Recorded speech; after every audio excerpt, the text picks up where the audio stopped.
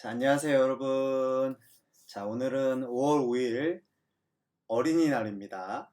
네, 어린이날 제가 아침 새벽 5시에 나와서 회사에 오늘 출근하지 않는 날인데 이렇게 새벽 5시에 나와서 지금 자료를 간단하게 수정하고 동영상을 찍고 있습니다. 어, 잠시 후에 아마도 제가 동영상 촬영이 끝나면 유튜브에 올려드리고 여러분들한테 수업 공지 카카오톡 오픈 채팅방에서 올라갈 거예요. 여러분들께서 아마 휴일날 뭐야? 굉장히 생뚱맞고 당황스러운 반응을 보이실 것 같은데 사실 저도 고민을 굉장히 많이 했습니다. 또 우리가 강의실에서 만약에 배웠다고 하면 당연히 오늘은 빨간 날이니까 오늘 뭐 휴강이 되었겠죠.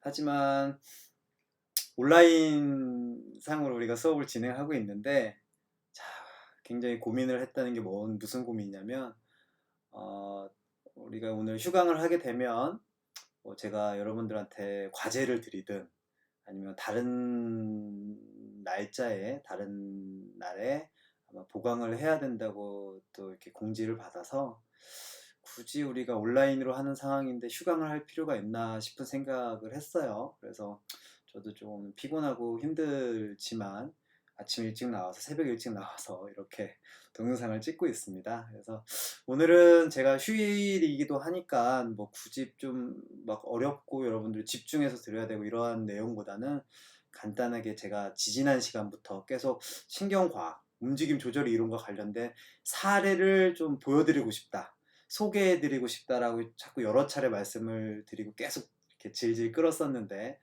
오늘 아마 그거와 관련된 동영상들을 제가 보여드릴 것 같아요. 그래서 좀 간단하게 보시면서 부담 갖지 마시고 아마 좀 어려울 수도 있긴 하지만 좀 재밌을 수도 있어요.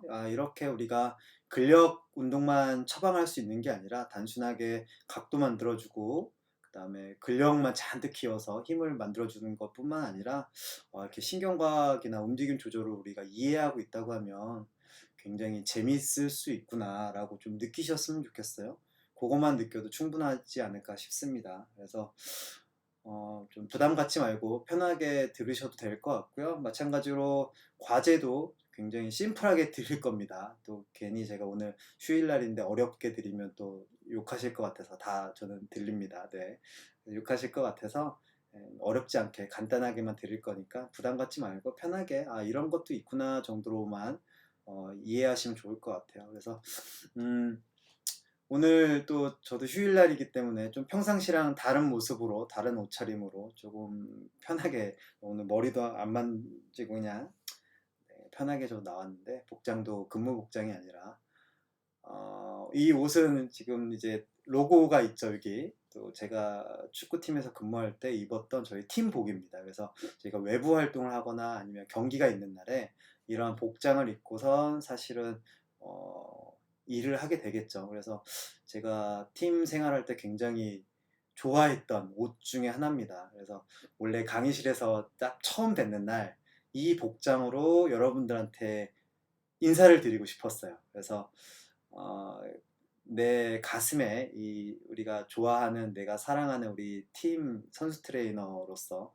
팀의 마크를 달고 있다는 게 얼마나 멋있고 자랑스럽고 자부심이 넘치는 일인지 사실은 굉장히 보여드리고 싶었는데 그러지 못해서 조금 여러분들한테 좀 더 동기부여를 드리고자 실제로 봐도 되게 멋있습니다, 옷이. 그래서 좀 제가 좋아했던 옷인데 한동안 안 입다가 여러분들한테 오늘 좀 특별히 한번 좀 입고 인사를 드리고 싶어서 입어봤습니다. 여러분들 혹시 어제 학교 측에서 공지를 받으셨나요? 네, 사실 제가 조금 강의 준비를 하면서 또는 지금 촬영하면서도 살짝 멘붕 아닌 멘붕 지금 그런 상황이긴 한데 저는 우리가 코로나 영향으로 인해서 우리 또 그래도 1학기 전반부에는 또 강의실이 아닌 이렇게 온라인상으로 최대한 수업을 진행하지만 후반부에는 우리가 강의실에서 인사를 나누고 충분히 좀 다양한 얘기들 좀 여유 있게 좀 이야기를 나눌 수 있지 않을까 싶은 생각을 했는데 네, 어제 이제 문자가 날라오더라고요. 또 남은 1학기는 이제 온라인 수업으로 계속 진행을 하기로 결정되었다. 최종적으로 그거에 맞춰서 준비를 잘 해달라고 공지를 안내 메시지를 받았어요. 굉장히 아쉽습니다. 여러분들과 이제 대면하면서 조금 드리고 싶은 얘기들, 여러분들이 즉각적으로 좀 모르는 거나 헷갈리는 부분이 있으면 피드백을 받아 제가 바로 또 설명을 드리고 다양한 이런 의사소통을 하고 싶었었는데 그러지 못할 것 같아서 조금 굉장히 아쉬운 마음이 있습니다. 사실은 그래서 조금 맥이 빠진다는 느낌이 저 또한 있기는 한데 뭐 또 우리만 그런 게 아니라 모든 과 그 다음에 그런 부분이 있다 보니까 또 충분히 이해를 잘 해주셨으면 좋겠어요. 또 학생분들도 분명히 어려운 점이 있겠지만 강의를 해야 할 제한된 상황에서 또 강의를 전달을 드려야 할 저희도 또 교수님들도 아마 조금 분명하게 어려움이 있다는 거 좀 양해를 부탁드리고요. 그렇지만 또 주어진 환경 속에서 잘 우리가 또 진행할 수 있도록 하면 좋을 것 같습니다. 우리가 지난 시간인가요? 지지난 시간인가요? 또 제가 사전에 공지 드린 대로 혹시나 개인적으로 저랑 좀 만나보고 싶다. 뭐 예를 들어서 학습 관련돼서 뭐 이런 게 부족했는데 좀 더 설명해 주십시오. 아니면 개인 뭐 진로 상담 뭐 여러 가지와 관련된 아니면 뭐 개인적인 얘기들 그래서 혹시나 우리가 온라인상으로 주고받는 얘기들이 부족하다고 판단이 되시면 저한테 메일이나 이런 걸 통해서 조금 한번 따로 만나 뵙고 싶습니다 하면 제가 일하는 모습 그 다음에 일하는 공간에서 좀 편안하게 만나볼 수 있도록 제가 한 분 했었는데 굉장히 저도 좋은 피드백을 받았습니다. 그분도 물론 좋은 피드백을 받으시고 돌아가셨을 거라고 저는 생각이 드는데 혹시나 그런 거 있으면 언제든지 요청하시면 제가 편하게 좀 응대해드릴 예정이니까 그렇게 해주시면 좋을 것 같아요. 네, 이제 강의를 시작하도록 하겠습니다. 오늘 편하게 들으셔도 됩니다. 내용은 어렵습니다. 그렇지만 좀 부담 갖지 말고 편안하게 들으시고 혹시나 부족한 거 있으면 제가 다시 한번 또 이 똑같은 자료 가지고 또 설명을 해드릴 수 있으니까 부담 갖지 마시고요. 오늘 최대한 30분 넘기지 않고 하는 게 목표인데 어떻게 될지 모르겠습니다. 네. 자, 지난 시간에 우리가 센서리 뉴런, 모토 뉴런과 관련돼서 간단하게 한번 조사를 해보라고 제가 말씀을 드렸어요. 그러니까 우리 이제 모든 우리가 움직임, 신체 움직임은 사실은 인풋이 있어야 아웃풋이 나옵니다. 우리가 말하는 이 움직임 자체는 아웃풋이라고 보시면 되고요. 아웃풋이라고 보시면 되고 어떠한 우리가 이 아웃풋을 발생하기 위해서는 인풋이 있어야 됩니다. 그래서 이 인풋과 관련된 용어는 센서리, 감각이라고 표현하기도 하고 에이퍼런트 너브 또는 에이퍼런트 뉴런이라고 표현하기도 합니다. 그 다음에 여기 보시면 우리 신체에는 정말 많은 셀 수 없을 만큼의 립셉터, 우리가 수용기라고 표현을 합니다. 뭐 근육에도 수용기가 있고 우리가 지난 시간에 배웠던 머슬 스파인들, 힘줄에도 수용기가 있고 뭐 골지건텐, 뭐 GTO 이런 거. 그 다음에 뭐 관절 안에도 관절 수용기가 정말 많습니다. 그래서 온도를 감각하는 수용기도 있고 그래서 이런 것들이 굉장히 많이 분포를 해어 있는데 여기서 받은 정보가 우리가 말초신경을 통해서 이 스파이널 코드까지 오고 이 스파이널 코드를 통해서 브레인을 올라가는 중추신경을 올라가는 이 하나의 자극과 반사적인 움직임으로 근육한테 이 정보가 반사적인 움직임이 일어나는 이 근육 쪽으로 나오는 이퍼런트 뉴런 너브 이런 것들이 있다고 보시면 돼요. 그래서 우리가 어떠한 특정한 우리가 움직임 근육과 관련된 이 아웃풋과 관련된 움직임을 바꿔주기 위해서는 사실은 인풋을 바꿔줘야 돼요. 그래서 우리가 또 수술 초기에 관절이 잘 움직이지 않는 이유는 수술 초기에 우리 뭘 해요? 고정을 시켜놓죠. 보조기, 브레이스 같은 보조기를 착용한다거나 캐스트 같은 기부스를 통해서 관절을 꽉 묶어놓습니다. 묶어놓으면 관절이 움직일 수 있을까요? 못 움직여요. 움직임이 최저로 떨어지겠죠. 그 최저로 떨어진다는 건 묶어놨으니까 당연히 못 움직이지가 아니라 이 묶어놨기 때문에 그 인풋과 관련된 센서리와 관련된 것들이 기능이 확 떨어지기 때문에 그 주변에 있는 감각을 느낄 수 없기 때문에 움직임이 나오지 않는 거예요. 그 감각이 없기 때문에 근육으로 가는 이 명령이 없기 때문에 근육은 점점 빠지고 약해지고 이렇게 비대해 있던 게 좀 줄어들고 저희는 아트로피라고 표현 위축이죠. 그죠? 아트로피가 생기기도 하는데 그런 게 다 이 신경과 관련됐다고 보시면 돼요. 그래서 쉽게 설명을 드리면 저희가 이제 무서운 얘기긴 합니다. 저희 학생분 중 한 분을 뭐 듣고 있는 시청하고 있는 학생들 다 자기라고 생각하세요. 제가 시청하고 있는 학생분을 이렇게 번쩍 들어서 저희 회사 옥상 난간 또는 뭐 학교 옥상 난간에 손을 이렇게 걸쳐 놓을 겁니다. 손을 이렇게 걸쳐 놓을 거예요. 손을 놓으실 거예요? 안 놓으실 거예요? 자, 옥상 난간에 제가 손을 걸쳐 놓으면 손을 놓을 거예요? 안 놓을 거예요? 네, 당연히 안 놓는다고 하겠죠. 대부분 그러시니까. 왜 안 놓을까요? 자, 관절이든 아니면 우리 이 신체 감각이 있는 이 리세터들, 수용기들 또는 비주얼적인 이 감각에 의해서 위험하다는 시그널이 신호가 정보가 브레인에 더 올라갔습니다. 그럼 반사적으로 얘는 손을 놓으면 위험하다는 걸 알기 때문에 손을 놓고 싶어도 못 놓고 꽉 잡고 있습니다. 이게 센서리 또는 모토 뉴런이라고 보시면 돼요. 어떤 불안한 정보가 브레인에 올라갔다 보니까 반사적으로 명령적으로 이것들을 놓으면 너는 위험해 죽을 수 있어 라고 명령 내려왔기 때문에 꽉 잡고 있습니다.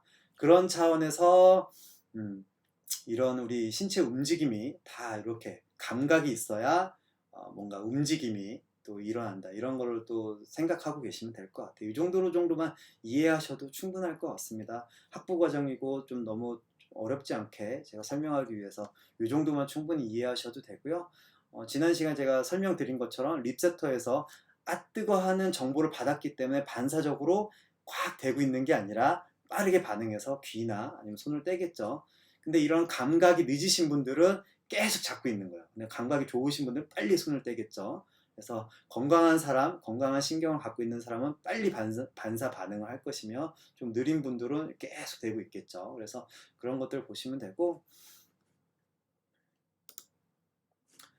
그래서 그 지난 시간에 제가 수업을 하고 나서 여러분들한테 그 이제 퀴즈 답변을 받았는데 너무 재밌었다, 너무 신기했다 이렇게 반응도 많았고 좀 어렵긴 했다. 그렇지만 너무 재밌었다. 그래서 생각보다 좀 어려웠다는 반응이 좀 있었어요. 그래서 사실은 그거에 지금 심화된 내용이 오늘 지금 할 내용이긴 한데 좀 부담 갖지 말고 좀 편하게 들으셔도 좋을 것 같습니다. 그래서 제가 뭐 카톡방에 널리지 붐이라고 하는 널리지 밤이라고 하는 이러한 표현을 했었는데 이걸 지식폭탄이라고 좀 표현을 합니다. 저도 이제 박사과정을 하면서 가끔 이제 지도 교수님께 지식폭탄 맞았다. 날리지 밤 맞았다 이렇게 얘기를 하는데 여러분들이 이걸 지식폭탄이라고 생각하지 마시고 조금 즐거운 학습 과정이라고 생각하시면 조금 더 좋을 것 같아요. 그래서 오늘 나올 내용 너무 복잡하게 생각하지 마시고 그냥 간단한 이런 사례가 있구나 이렇게 교수님이 처방을 내렸었구나 정도라고 생각을 해주시면 좋을 것 같습니다. 그래서 오늘 학습 목표는 신경과학, 뉴로사이언스라고 하는 이 신경과학 또 이제 움직임 조절이라고 하는 모터 컨트롤 띠오리 움직임 조절 이론에 대해서 간단하게 학습을 해볼 거예요. 물론 내용은 전문적으로 깊이 있게 들어가면 굉장히 어려울 수 있지만 오늘은 그냥 간단하게 썸머리하고 이런 게 있고 실제 이렇게 처방을 내리구나 정도만 이해하시면 좋을 것 같아요. 그래서 이걸 하는 이유는 우리가 교재에 나와 있진 않지만 이걸 하는 이유는 우리가 신체 움직임을 좀 더 입체적인 관점에서 보기 위해서 이걸 본다고 보시면 좋을 것 같고요.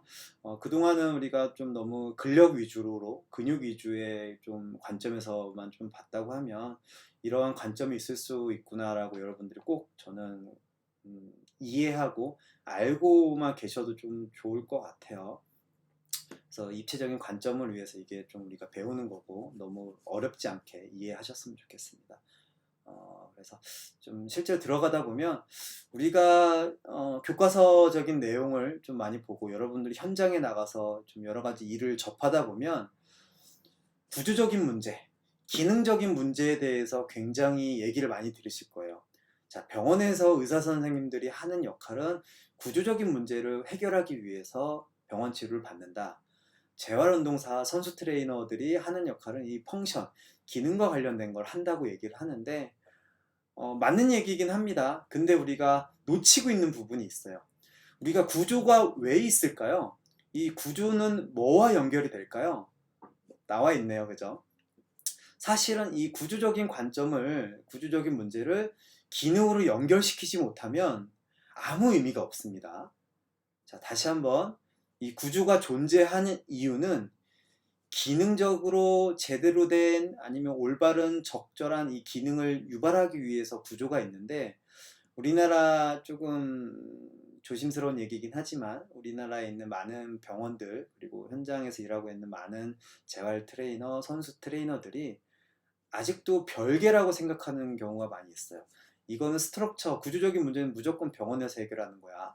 펑션은 무조건 우리가 하는 거라고 생각을 하는데, 사실은 저는 조금 다른 생각을 갖고 있습니다. 어떤 생각을 갖고 있냐면, 이것들이 서로 연결시켜 주는 게 뭐다?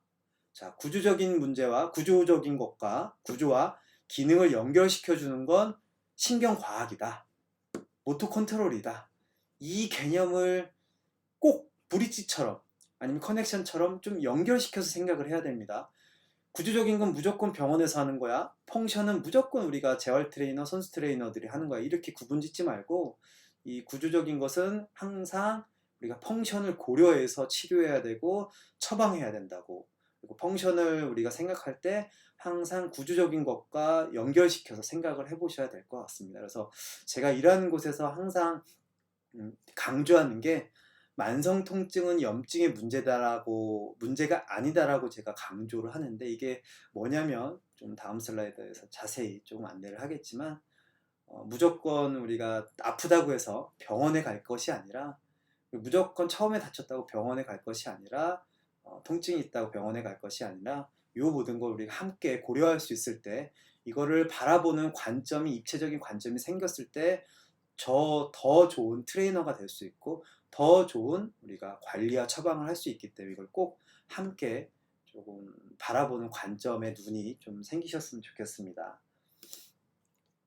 그래서 우리가 신경과학, 움직임 조절을 이해하기에 앞서서 머릿속에 항상 생각하고 있어야 될 게, 티슈의 힐링 스테이지, 회복 단계라고 하는 이걸 꼭 머릿속에 각인시키고 계셔야 돼요. 그래서 우리가 처방을 내릴 때 과연 이게 진짜 티슈의 문제인지 아니면 모토 컨트롤의 문제인지, 티슈의 문제라고 하면 병원에서 하는 이 치료적인 관점을 우리가 좀 기다려줄 줄 알아야 돼요.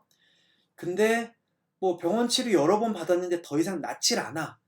그러면 모토 컨트롤의 문제라고 보시면 됩니다. 우리가 신경과학 또는 움직임 조절의 문제이기 때문에 우리가 좀 더 적극적으로, 티슈의 문제라고 하면 위험한 단계입니다. 아직은 조금 관절, 우리가 손상당한 부위가 조금은 상처, 조금 보호해줘야 할 단계, 조금 기다려줘야 할 단계라고 보시면 돼요. 근데 이게 이 문제가 아니라고 하면 우리가 좀 적극적인 처방을 좀 내릴 수 있다고 보시면 됩니다. 그래서 이 티슈 힐링 스테이지를 보게 되면 뭐 인대 손상이냐, 근육 손상이냐, 건 손상이냐, 뭐 재건수를 했냐, 여러 가지에 따라서 조금은 좀 달라질 수 있고, 이 힐링 스테이지라고, 티슈 힐링 스테이지 또는 소프트 티슈의 힐링 스테이지 또는 힐링 스테이지라고 구글링을 검색을 해보면 이런 자료가 많이 나오실 겁니다. 그래서 초기에 인저리, 부상을 당하게 되면 출혈이 발생하고, 그 다음에 출혈이 발생하고 초기 단계가 염증이 발생합니다. 그래서 보통 2, 3일 또는 한 5일까지 갈 수 있다고 얘기를 하는데, 2, 3일 차가 피크가 되는 것 같아요. 2, 3일 후에는 염증이 떨어지고, 그 다음에 이게 뭐죠? 증식기. 세포가 다시 치료하기 위해서 증식하는 단계. 이렇게 증식기가 되고, 이거에 맞춰서 리모델링기.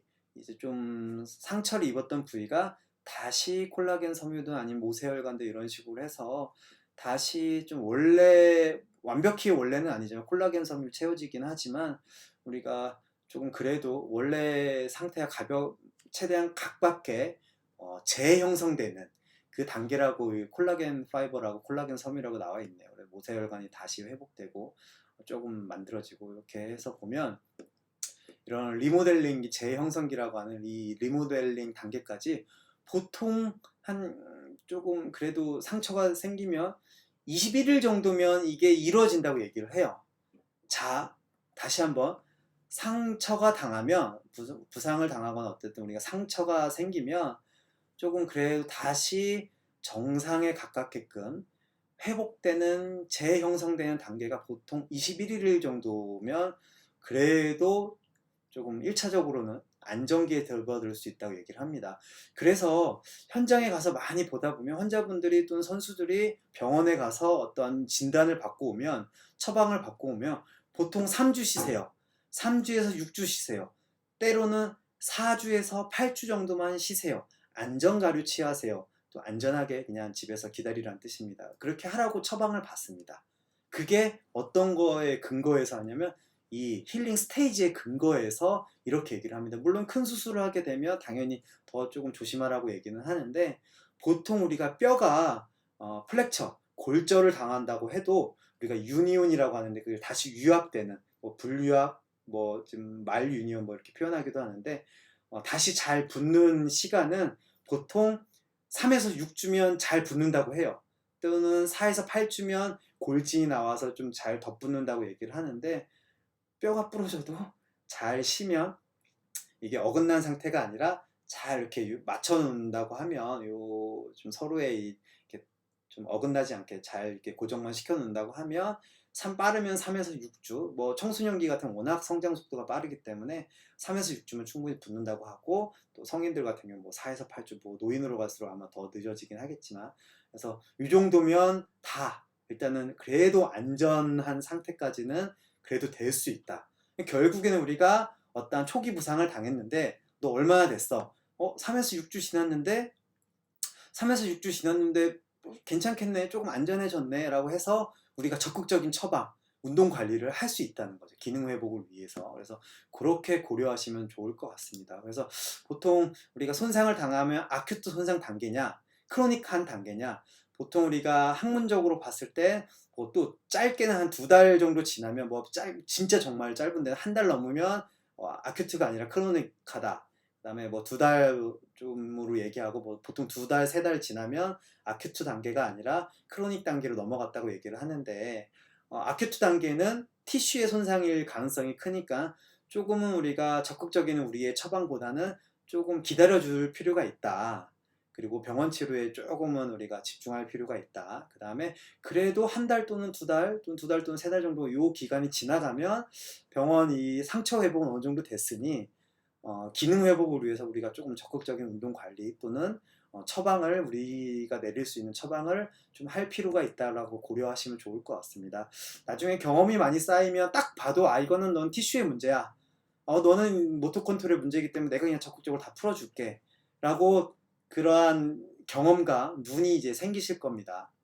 그래서 이거를 잘 머릿속에 그려놓으면 너는 지금 티슈의 손상이 진행되고 있기 때문에 회복되고 있는 단계이기 때문에 조금은 조심하자. 조금은 우리가 기다려보자. 무조건 기다리자는 게 아니라 가벼운 단계만 우리가 움직임을 만들어주자 하게 되는데 아니면 너는 야 충분히 너는 회복할 단계가 지났어. 상처는 충분히 나았어. 아니면 충분히 상처는 위험하지 않아. 적극적으로 우리가 이렇게 해야 돼라고 얘기를 할 수 있으니까 그런 식으로 조금 머릿속에 항상 이 기준을 명확히 좀 잡고 계시면 좀 여러분들이 좀 편안하게 처방을 내릴 수 있을 것 같습니다. 제가 왜 웃었을까요? 자, 여러분들이 조금 반응이 이 다영 뭐야? 뭔 소리야 이거? 뭐 제가 함께 살고 있는 분이 또 늘 하는 얘기가 마리아 방구야 이런 표현을 많이 하는데 이게 마리아 방구야 그럴 수 있을 것 같아요. 제가 신경과학 움직임 조절 이론이라고 하면 굉장히 방대합니다. 굉장히 방대하지만 그래도 제가 여러분들이 이 정도는 그냥 간단하게 좀 알고 있고 나중에 졸업 후에 현장에 가셔서 이 정도는 이러한 근거, 베이스드 이러한 근거 정도만 고려할 수 있다고 하면 조금 좋은 처방을 내릴 수 있을 거라는 좀 생각이 들어요. 그래서 제가 어디까지 설명을 드려야 할지 좀 고민이긴 한데 그래서 벌써 지금 30분이 다 돼갑니다. 한 5분 정도, 6분, 7분 되는데 이걸 다 설명을 드릴지 그럼 1시간이 훌쩍 넘을 것 같고 오늘 5월 5일 휴일날 간단하게 한다고 했는데 네, 어디까지 설명될지 머릿속이 이제 복잡해집니다. 아마 근데 저는 이거 꼭 굉장히 파워풀한 효과를 갖고 있기 때문에 여러분들이 꼭 알고 계셨으면 좋겠다 싶은 생각을 하고 있어요. 그래서 간단하게 설명을 드리자면 신경과학 원리 중에 이론 중에 다이나믹 시스템 띠오리라고 해서 인간은 어떤 환경에 갖다 놔도 그거에 맞게끔 적응한다는 뜻입니다. 여러분들이 지금 학생 신분이긴 하지만 학생 신분으로서 기본적으로 배웠던 여러 가지 이론과 관련돼서 지식과 관련돼서 어떠한 현장에 갖다 놔도 적절하게 적응을 하실 겁니다.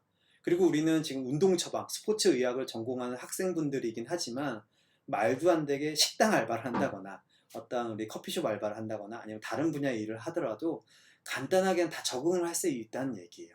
그래서 우리가 스포츠약, 우리가 움직임을 말하는 이 순간에서는 이 다이나믹 시스템 티오리가 뭐를 유발하냐 많이 들어보셨을 겁니다.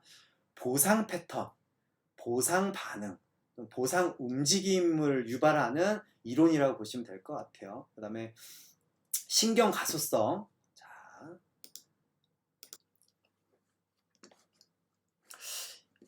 자, 이 뉴로플라스티시티는 뭘 얘기하냐면 신경 가소성.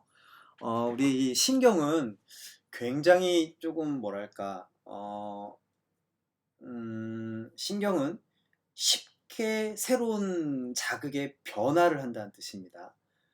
처음에는 보상 패턴에 의해서 예를 들어서 우리가 발바닥에 압정을 밟았거나 아니면 발바닥에 약간의 손상을 당했어요. 우리가 노멀 게이트, 정상 게이트를 보행 패턴이 나올까요? 나올 수 없습니다. 그래서 예를 들어서 보상 패턴, 좀 바깥쪽으로 걷는다거나 이렇게 걷게 되는데 처음에는 이렇게 걷는 게 어색하고 뭔가 잘못됐다는 걸 알지만 이게 반복 학습이 되다 보면 반복적으로 이렇게 되다 보면 우리 신경은 브레인은 이게 정상이라고 생각을 해버려요.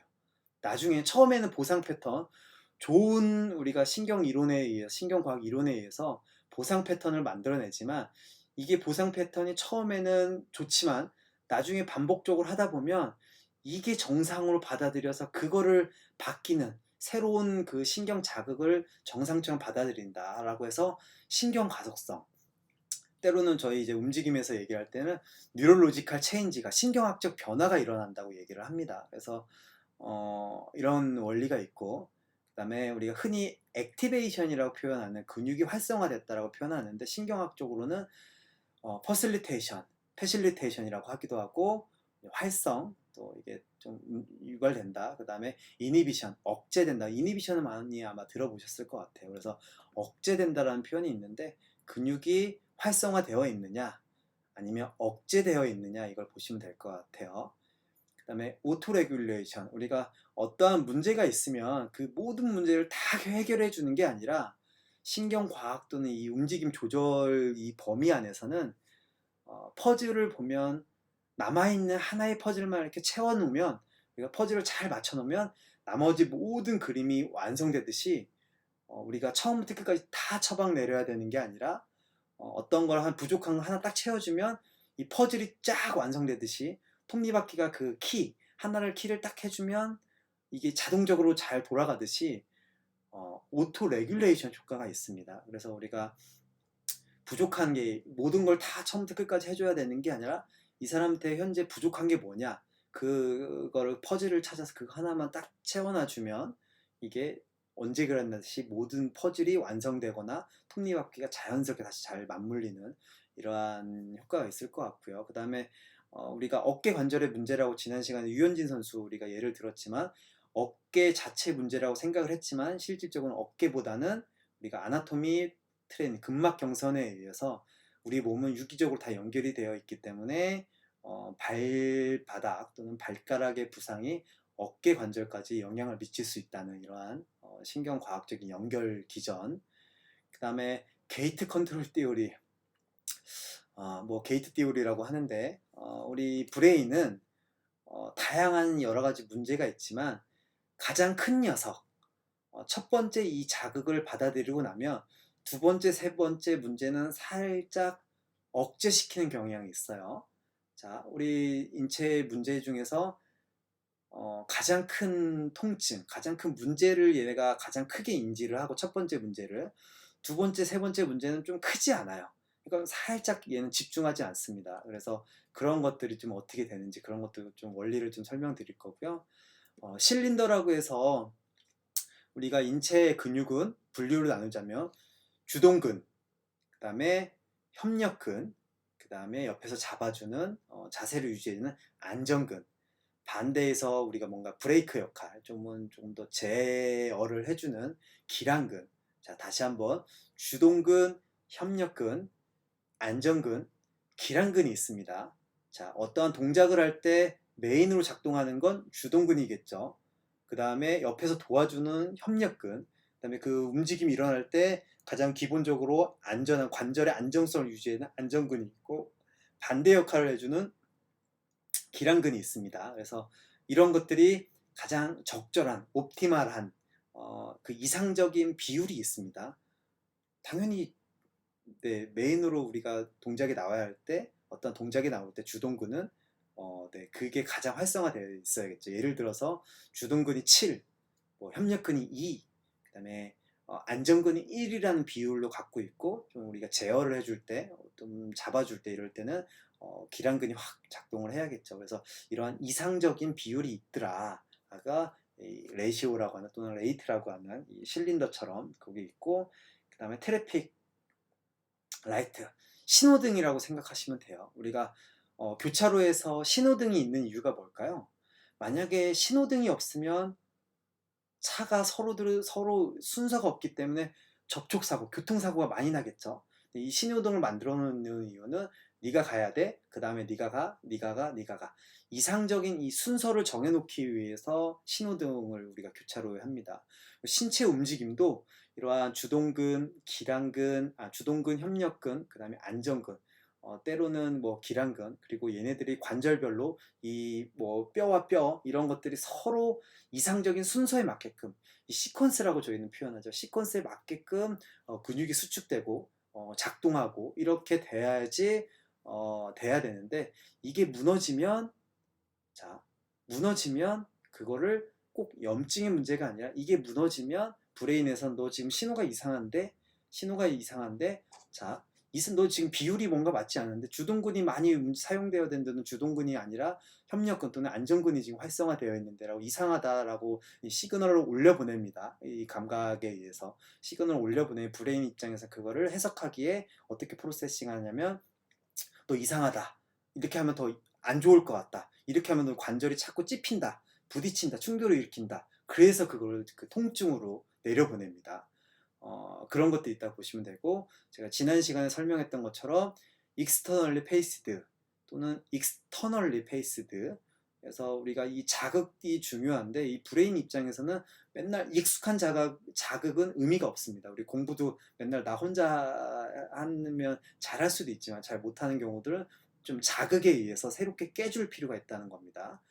저는 그래서 제가 지금 일하는 곳에서 허리 아프신 분들, 발목 아프신 분들한테, 그분들 오랫동안 아팠기 때문에 더 빨리 걸을 수도 있음에도 불구하고 안 걸으세요. 못 걸으세요. 근데 저는 그게 빨리 걸어도 되는데 왜 못 걷지라고 해서 그분들이 걸을 수 있는 좀 천천히 걷는 것들을 런닝머신을 통해서, 트레드밀을 통해서 좀 빨리 걷게끔 해요. 근데 처음엔 선생님 무서워요, 뭐 손잡이 잡을게요, 아니요 손 내려놓으세요, 괜찮습니다, 안전합니다, 익숙하지 않아서 그렇지 괜찮습니다, 하실 수 있습니다 해서 조금 빨리 걷게 만듭니다. 좀 괜찮은 단계에서는.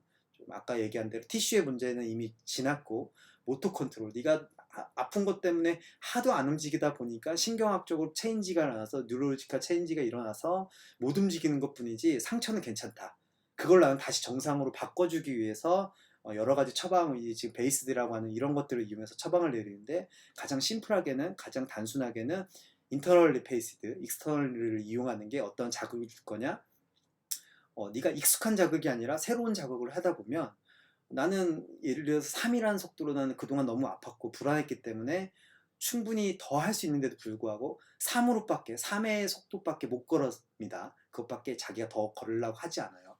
그거에 맞춰서 계속 걷다 보면 뭔가 더 기능이 떨어지고 하는데, 제가 말도 안 되게 트레드밀이나 러닝머신 때로는 뭐 자전거에 올라가서 바로 걸으라고 해요. 빨리 걸으라고 해요. 선생님 무서워요. 손잡이 잡고 막 하겠지만 조금 하다 보면 괜찮네요. 그럼 또 편하게 걸으십니다. 네. 그리고 이제 당연히 일반적으로 내려오면 일반적으로 걸을 때 어때요? 훨씬 더 편하게 걸을 수 있다는 거예요.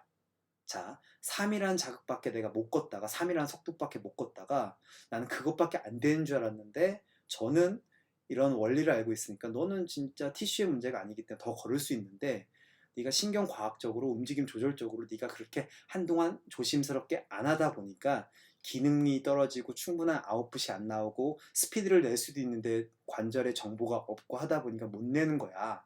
그러하니 빨리 한번 걸어보자. 처음엔 무섭겠지만 위험하지 않으니 한번 걸어보자라고 해서 저희가 막 이렇게 끌고 갑니다. 처음에는 어색해하고 무서워하지만 조금만 지나면 굉장히 괜찮아 하세요. 반대로 다시 안전한 상태, 트레드밀에서 빠른 속도를 걷다가 다시 안전 상태로 내려오면 어떨까요? 굉장히 불안할까요? 오히려 엄청 더 편해질까요? 후자입니다. 엄청 더 편해집니다. 나는 불안하고 아파서 이게 당연해서 이것밖에 못 걸을 거라고 했는데 내가 안 걸었던 거지 실질적으로 걸을 수 있었습니다. 그래서 조금 높은 단계에서 막 적응을 시켜놓으면 상대적으로 다시 안전한 상태로 오면 편한 상태로 오면 굉장히 편해져요. 부드러워져요. 네, 그 효과가 이러한 것들 시스템 새로운 자극을 주는 것도 이러한 선택이라고 보시면 될 것 같고요. 그래서 우리가 조금 더 다양한 원리를 깊이 있게 들어갈 필요도 있지만 그래도 여러분들이 이것만큼 꼭 알아두셨으면 좋겠고 좀 이 정도는 이해할 수 있지 않을까 싶었던 게 뭐냐면 패실리테이션 또는 이니비션 이거와 관련돼서 좀 세부적으로 좀 들어가 볼게요. 자, 오토제닉 이니비션은 자기 억제라는 뜻입니다. 자가 억제. 좀 한글로 옆으로 써드릴 걸 그랬네요. 네. 자가 억제를 여러분들이 아마 좀 인터넷 검색을 찾아보시면 우리가 턱걸이를 딱 하는데 네, 턱걸이를 할 때 힘이 들면 어떨까요? 자동적으로 놓쳐. 자동적으로 억제를 합니다. 이걸 놓는다. 이런 걸 억제시킨다를 표현을 하기도 하는데 이거 왜 놓을까요? 너는 더 얘를 잡고 있으면 근육이 힘들기 때문에 근육 안에 있는 근방추가 너는 더 이거 잡고 나면 근육 손상이 올 거야 라고 시그널을 센서리를 에이프런트 정보를 브레인으로 올려보내면 너는 안 돼. 더 이상 놓으면 근육 손상 당할 거야. 다칠 거야. 부상이 올 거야 라고 명령을 내서 이걸 탁 풀어버립니다. 탁 놓습니다. 그거를 자가 억제라고 보시면 돼요. 자, 우리가 덤벨이나 바벨을 이용해서 막 무거운 걸 들어 올리죠. 들어 올릴 때 무거워도 한없이 들어 올리나요? 아니면 어떠한 특정한 상황에서 힘들어지면 더 이상 이렇게 놓는 이유가 근방추에서 더 이상 너는 근육 운동을 계속 지속하면 근육이 손상이 올 거라는 정보를 올려보내기 때문에 반사적으로 우리가 이퍼런트 정보가 놔야 한다는 정보를 받았기 때문에 이거 놓는 겁니다. 그게 자가 억제라고 보시면 될 것 같아요. 자, 그 다음에 리시프로컬 이니비션. 자, 리시프로컬 이니비션은 갑자기 생각이 안 나네요. 우리나라 말이. 반대 억제가 네, 생각이 났어요. 자, 리시프로컬 이니비션은 반대 억제라는 뜻입니다. 반대 억제 뭘까요? 자, 우리가 주동근이 수축하기 위해서는 뭐가 위안이 돼야 될까요? 자, 다시 한번.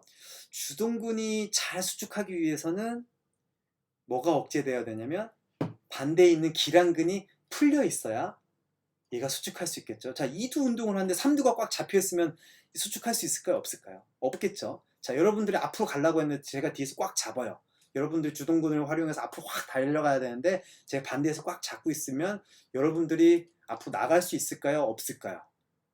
당연히 못 나가겠죠.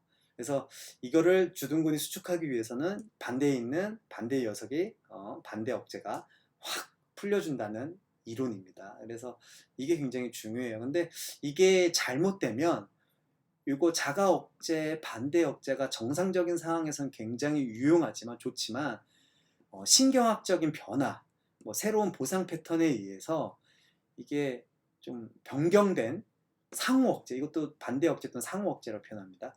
변경된 상호 억제가 발생합니다. 잘못된 상황이에요, 이거는. 우리가 또 그러니까 또 이제 반대에 있는 기랑근이 풀려야 되는데 안 풀리고 얘가 확 잡고 있거나 이런 것들 다 상호 변경된 상호 억제라고 표현하면 될 것 같습니다. 알고 계시면 될 것 같아요. 그래서 코어 컨트랙션, 동시 수축. 우리가 허리 아프신 분들이 보면 이 동시 수축인 경우가 많아요. 허리 아프신 분들이 보면 동시 수축인 경우가 많습니다. 허리를 플렉션 숙여야 되는데 왜 못 숙일까요? 자, 허리를 이렇게 숙여야 되는데 왜 못 숙일까요?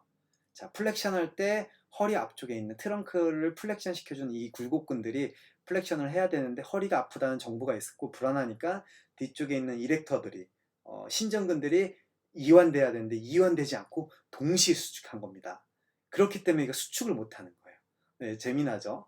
그리고 때로는 시너지스트, 협력근이 우수해지는 거예요. 아까 지금 이상적인 비율이 있다고 말씀드렸는데 우리가 주둔근이 가장 크게 활성화되어 있는데 주둔근이 지금 사용되지 못하고 있고 협력근이 우세해졌기 때문에 얘가 우세적으로 잡고 있기 때문에 수축을 못합니다. 제대로 된 퍼포먼스, 제대로 된 아웃풋, 충분한 이 우리가 파워 스피드가 나올 수 없어요. 이런 것들이 다 우리가 이니비션과 관련된 퍼실리테이션, 이니비션과 관련된 기초적인 내용이라고 보시면 될 것 같습니다. 고민이네요. 제가 오늘 이렇게 간단하게 하고 지금 케이스, 지금 여러 가지 재미난 케이스들 이런 것들, 그 다음에 제가 그때 당시에 찍어놓지 못했던 이러한 정보들을 지금 여러분들한테 좀 소개시켜 드리려고 이렇게 제가 인위적으로 좀 찍어봤는데 굉장히 재밌습니다. 좀 다양한 케이스, 네. 이런 것도 어떤 원리를 위해서 했는지 이거를 했더니 어떻게 됐더라 이런 것들을 허리가 아팠을 때 맨날 도수 치료하는데 그 도수 치료 많이 받아도 효과가 없더라라고 저는 피드백을 많이 받습니다. 환자분들한테. 그래서 저한테 많이 오시고요. 그래서 이런 것들, 이런 원리를 위해서 나는 어떻게 한다, 어떻게 했더니 어떻게 좋아지더라 이런 것들을 조금 하는데 내용이 길어질 수 있으니 오늘은 여기까지만 제가 자르겠습니다. 여기까지만 하고 제가 다음 시간에 이거를 좀 자세히 다시 한번 케이스에 대해서 설명을, 여러분들이 굉장히 흥미있어 할 이 내용들을 좀 다시 한번 제가 안내를 할게요. 자, 그래서 조금 간단하게 정리를 하자면 다이나믹 시스템 티오리가 앞에서 설명을 했으니까 뭐 이러한 원리가 신경과학적으로 있다. 그 다음에 제가 지금 자꾸 머뭇하는 이유는 제가 설명을 못 드리고 어려워서가 아니라 지금 여러분들이 지금 이거를 그 스파인들, 머슬 스파인들 굉장히 어렵다고 하신 분들이 뭐 흥미로웠지만 재밌었습니다. 그렇지만 좀 어려웠습니다. 다시 반복해서 보겠습니다라고 설명을 좀 저한테 퀴즈 답변을 피드백을 주셨었는데 과연 이거를 어느 정도 이해하실까? 제가 물론 간단하게만 이런 게 있다 정도로만 그냥 이런 게 있구나 이해하지, 그냥 뭐 너무 깊이 들어가지 말고 막 외우려고 하지 말고 이런 게 있구나 정도만 하고 좀 알려드리긴 하셨으면 좋겠다고 얘기는 했지만 그 또한 얘기를 하면서 내가 어디까지 알려드려야 되지? 라고 조금 고민이 돼서 지금 머뭇머뭇하는 거니까 조금 이해해 주시고, 그 중에서 이게 좀 제가 다양하게 하고 있는 신경과학, 움직임 조절 이론이 다양하게 있지만 그 중에서도 다 알 필요 없고, 물론 이 뒤에 나오는 이 동영상 설명들을 앞에 나온 걸 쉽게 해서 제가 풀어드립니다. 그래서 오토제닉 이니비션을 이용해서 난 뭘 했다, 스테빌리저 이니비션을 위해서 난 뭘 했었다, 이런 것들, 그 다음에 뭐 다이나믹 시스템을 띄우려서 난 이런 환경을 만들어놨다, 이런 처방을 제가 왜 내렸는지 다음 시간에 제가 다시 한번 설명을 드릴 거니까 오늘은 딴 거는 다 이해하지 마시고요. 딴 거는 이해하지 마시고 그 중에서 다양한 신경과학 움직임 조절이 이론이 있지만 그 중에서 패실리테이션, 이니비션 중에서 근육을 억제시키는 액티베이션, 활성화시키거나 억제시키는 이 이론 중에서 오토제닉 이니비션이 있고 그 다음에 리시프로칼 이니비션이 있다. 이거는 자기 억제, 자가 억제라고 하고 어떠한 내가 스스로 얘를 놓거나 스스로 꽉 잡고 있거나 억제시킨다는 뜻입니다. 그러니까 그런 게 있고 그 다음에 리시프로컬 이니비션, 반대 억제 또는 상호 억제라고 표현하는데 주둔근이 수축하기 위해서는 반대에 있는 기란근이 이완되고 풀려야 된다. 그래야 이상적인 우리가 주둔근의 파워 스피드가 나올 수 있다. 정상적인 아웃풋이 나올 수 있다. 1번, 2번은 정상적이지만 신경학적 변화, 잘못된 우리가 좀 관절을 너무 많이 묶어놓는다거나 캐스트 브레이스 너무 오래 한다거나 아니면 너무 안 움직여서 이런 것들이 좀 잘못돼서 조금 정상적으로 움직여야 되는데 이러한 억제들이 잘못된 패턴으로 만들어졌다 하는 걸 네, 변경된 상호 억제, 변경된 반대 억제라고 표현하시면 알고 계시면 될 것 같고요. 때로는 이게 잘못된 게 아니라 또 이제 동시 수축하는 경우도 있다. 코어 컨트랙션이라고 하는 허리 아프신 분들한테 그 다음에 관절이 움직이지 않는 건 어떻게 보면 동시 수축일 수도 있고 코어 컨트랙션과 관련된 건 재미난 예는 우리가 좀 강의 계획서 후반부에 나와 있는 밸런스 트레이닝과 관련돼서 이걸 제가 또 설명드릴 수 있어요. 여러분들이 뭐 한 가지만 더 설명을 하자면 밸런스 트레이닝을 하다 보면 이 흔들리는 보드 위에서 막 이렇게 훈련을 시키고 그런 것들을 많이 하는데 스피드를 요하는 선수들한테 밸런스 운동을 많이 하게 되면 상대적으로 뭐가 발달할까요? 자, 다시 한번 밸런스 운동을 스피드를 요하는 선수들한테 물론 안정성이 부족한 선수들한테는 이 코어 컨트랙션을 유도하기 위해서 밸런스 운동을 시키는 건 굉장히 좋지만 스피드를 요하는 관절의 스피드 어떤 스피드를 요하는 선수들한테 코어 컨트랙션을 시키게 돼 밸런스 운동을 시키게 되면 밸런스를 적응하기 위해서 동시다발적으로 수축을 합니다. 근육들이 앞뒤 좌우에서 그렇게 되면 스피드 쪽에서는 떨어질 수 있어요. 왜냐면 주둔근이 팍 치고 나가기 위해서 기량근이 확 낮아야 되는데 코어 컨트랙션은 동시 수축을 하기 때문에 앞에 말한 대로 리시표로컬 우리가 상호 억제 반대 억제라고 얘가 생기지 않게 이게 좀 더 활성화되기 때문에 확 놓지 못하기 때문에 오히려 퍼포먼스 능력에서 저하가 될 수 있습니다. 이 또한 굉장히 흥미롭고 오 뭐야 뭐 말이야 방구야 이렇게 할 수도 있겠지만 이런 게 생겨날 수도 있고 시너지스틱 도미넌스도 이거와 비슷한 개념입니다. 변경된 상호 억제의 개념은 변경된 상호 억제에서 동시에 다 수축해버리면 동시 수축 그 다음에 그 중에서도 정상적으로 수축해야 할 녀석이 아니라 옆에 있는 협력근이나 안정근이 막 활성화되어 있으면 걔가 너무 활성화되어 있으면 옆에 있는 시너지스틱 도미넌스 협력근이 우세해 있다는 그런 뜻입니다. 그래서 이런 것들이 발생할 수 있다는 정도만 알고 계시면 제가 다음 시간에 이렇게 처방이랬을 때 병원에서 고치지 못했던 것들은 저랑 한두 번 만에 고쳤던 이런 다양한 케이스 그러니까 제가 이런 원리를 의해서 이렇게 처방됐더니 어떻게 됐습니다 라고 이렇게 다양하게 안내를 해드릴 수 있을 것 같아요. 벌써 50분이네요. 죄송합니다.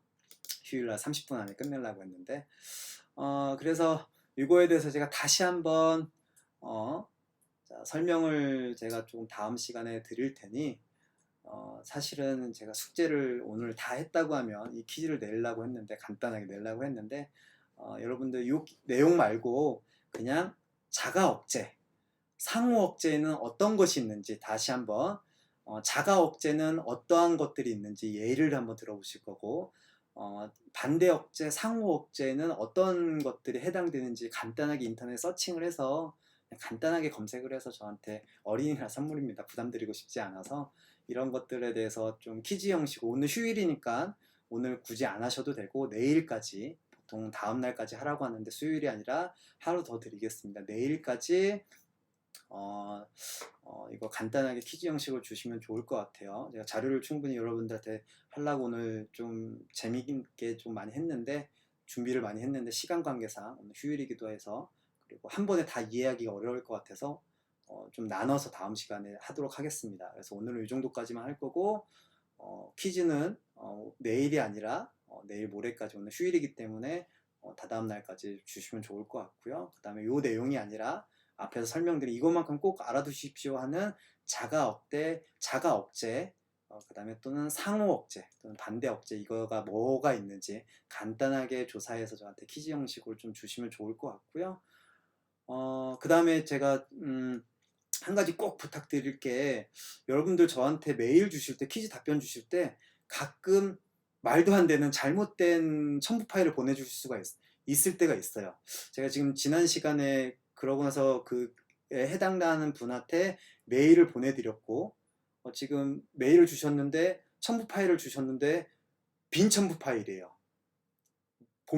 메일 본문도 아무 내용도 없었고 그 다음에 첨부 파일 열어봤는데도 제목 하나만 있고 뭐 이게 아무 내용이 없었습니다. 그래서 그분한테 답장을 해서 내용 확인해서 다시 보내주십시오. 그렇지 않으면 출석 불이익을 받을 수 있습니다라고 메일을 보냈는데 답장이 안 오고 있어요. 수신 확인을 눌러봤더니 역시나 확인을 안 했습니다. 이거 저는 어쩔 수가 없습니다. 이거 조금 지각으로 처리하거나 불출석으로 할 수밖에 없기 때문에 이게 의도된 건지 뭐 그냥 시간 맞추려고 그냥 이렇게 다 확인 안 하겠지 하고 보낸 건지 전 다 열어봅니다, 여러분들. 그래서 개인적으로 제가 꼭 피드백을 드려야 할 분들한테는 조금 질문 주신 분들한테는 질문을 답변을 간단하게 드립니다. 그래서 좀 더 이거 찾아보십시오, 아니면 이런 겁니다, 부족한 거 다시 한번 좀 더 찾아보십시오, 이렇게 드리는데 확인을 안 하시면 여러분들 손해입니다. 여러분들이 확인하셔야 됩니다. 그래서 그렇게 드렸으니까 그런 경우가 발생하지 않도록 꼭 확인을 해주셨으면 좋겠습니다. 오늘 휴일, 나머지 휴일 잘 보내실 거고요. 제가 사례 관련돼서 굉장히 흥미로운 사례들이니까 여러분들 조금 재밌을 겁니다. 다음 시간. 그 다음에 다음 시간까지만 이렇게 신경과학적인 걸 다루겠습니다. 다시 어렵지 않게 우리가 교재에 나와 있는 유연성 트레이닝, 유연성 처방, 그 다음에 뭐 우리가 재밌는 뭐 또 뭐가 있었죠? 강의 계획서 나와 있는 민첩성, 어질리티와 관련된 처방, 트레이닝, 이런 걸 어떻게 할 것인지, 뭘 고려해야 되는지 조금 다시 우리가 좀 쉽게 교과서로 들어가서 조금 다시 설명을 드릴 거니까 다음 시간까지만 우리 신경과학적인 걸 다룰 거고, 근데 사실은 나중에 밸런스, 그 어질리티 이런 거 관련된 건 다 사실은 신경과학 연결이 있기 때문에 이러한 내용을 여러분들이 간단하게 머릿속에 갖고 있으면 훨씬 더 도움이 될 거예요. 그래서 제가 이걸 강조드린 거니까 조금 어렵다고 표현하시겠지만, 어려울 수 있지만 제가 조금 설명을 머뭇거리는 이유는 제가 몰라서가 아니라 여러분들한테 이 정도 지식을 전달해도 되나 싶은 생각이 조금은 있어서 그거를 어디까지 설명을 드려야지, 약간의 생각을, 이게 또 그거예요. 이게 생각을 한다는 거는 신경과학적으로 빨리 룹이 돌아야 되는데, A 프론트 올라갔다 E 프론트 빨리 나와야 되는데, 반사적으로 좀 움직임 나와야 되는데, 그냥 제가 고민한다는 건 그 약간 딜레이가 있다는 겁니다. 여러분들이 저한테 충분한 인풋을 주지 않았기 때문에, 여러분들이 제가 어느 정도 수준이 되는지 모르기 때문에 이것을 제가 또 고민하는 거니까, 이런 딜레이가 생기는 거니까 이게 다 신경과학입니다. 그래서 이런 것들이 익숙해지면 굉장히 좋은 트레이너가 될 수 있으니까 조금 편안하게, 어렵지 않게, 이 내용은, 신경과학적인 내용은 안 낼 거예요. 우리가 기말고사나 이런 걸 안 낼 거니까 너무 부담 갖지 마시고 편안하게 조금 1시간만 더 하고 우리가 조금 다시 교과서적으로 들어갈 거니까 너무 어렵게 부담 갖지 마시고, 과제, 여기 현재 나와 있는 과제가 아니라 자가 억제, 자기 억제, 또는 상호 억제, 반대 억제 개념에 대해서 어떤 예가 있는지 간단하게만 좀 조사하셔서 내일이 아니라 다다음 날까지, 24시간이 아니라 휴일이기 때문에 그 다음 날까지 꼭 보내주시면 좋을 것 같고, 첨부 파일 보내주실 때나 내용 주실 때 꼭 맞는 내용인지 다른 과목이랑 헷갈린 거 아닌지 확인을 해서 보내주시고, 혹시나 잘못 보내더라도 제가 확인하고 나서 답장을 드리니까 그 답장 꼭 확인하셨으면 좋겠습니다. 오늘은 여기까지만 할게요. 여러분들 휴일 잘 보내시고요. 다음 시간에 좀 더 재밌게 또 설명드리도록 하겠습니다. 감사합니다. 다음 시간에 봬요, 여러분.